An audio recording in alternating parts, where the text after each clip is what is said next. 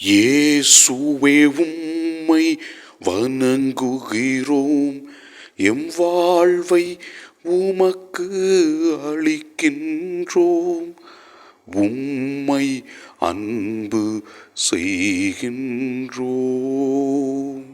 ஆண்டவரே, உம்மை பற்றி அறிந்து கொள்ள நீர் கொடுத்திருக்கின்ற இறை வார்த்தைகளுக்கும் நீர் செய்கின்ற நல்ல செயல்களுக்கும் நன்றி சொல்லி உம்மை ஆராதிக்கின்றோம்.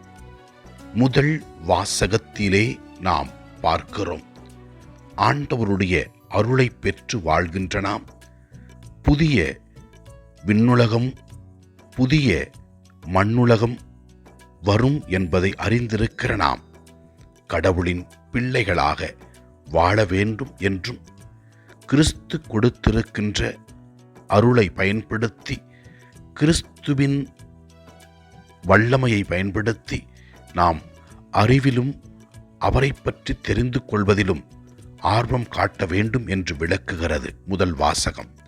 நற்செய்தி வாசகத்திலே நாம் பார்க்கிறோம், சீசருக்கு உரியவற்றை சீசருக்கும் கடவுளுக்கு உரியவற்றை கடவுளுக்கும் கொடுங்கள் என்று இயேசு கிறிஸ்து கூறுகின்றார்.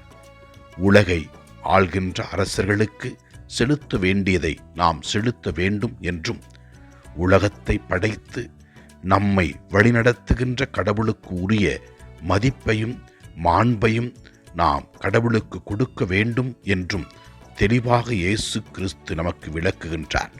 ஆண்டவர் இயேசு கிறிஸ்து எப்போதும் கடவுளை முன் வைத்து வாழ்ந்தார். கடவுள் கொடுத்திருக்கிற வாழ்க்கையை பயன்படுத்தி நாம் கடவுளுக்கு ஏற்றவர்களாக வாழ வேண்டும். வாழ்க்கை என்பது இறைவன் கொடுத்த மிகப்பெரிய கொடை. இந்த வாழ்க்கையிலே இறைவன் கொடுத்திருக்கிற ஆசீர்வாதங்களை உணர்ந்து நாம் கடவுளுக்கு ஏற்றவர்களாக வாழும் பொழுது கடவுள் நம்மை நிறைவாக ஆசீர்வதிப்பார். ஆண்டவரின் அருள் பிரசன்னத்தில் இருக்கின்ற நாம் ஆண்டவரின் அருளை உணர்ந்து அவருக்கு ஏற்ற பிள்ளைகளாக நல் வாழ்க்கை வாழ்வோம்.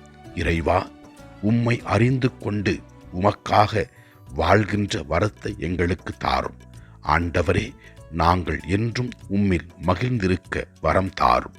உடல் உள்ள சுகத்திற்காக ஜெபிக்கிறோம். துன்பத்தில் வாழ்கின்ற மக்களுக்காக ஜெபிக்கிறோம். அவர்களை ஆசீர்வதித்தருளும்.